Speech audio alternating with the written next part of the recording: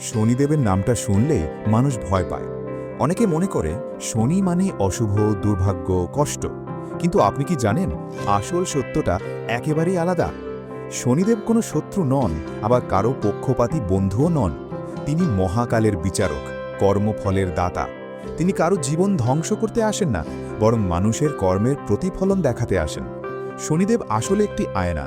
যে যেমন কর্ম করে ঠিক তেমন ফলই তিনি ফিরিয়ে দেন।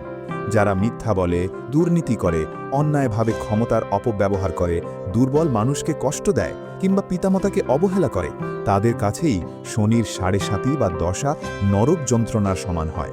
কারণ শনিদেব মানুষের অহংকার ভেঙে সত্যের মুখোমুখি দাঁড় করান। অনেকে ভয় পায় জন্মছকে শনি অশুভ ঘরে থাকলে সর্বনাশ হবে, কিন্তু বাস্তবটা হলো শনিদেবের কাছে জন্মছকের চেয়ে কর্ম অনেক বেশি গুরুত্বপূর্ণ।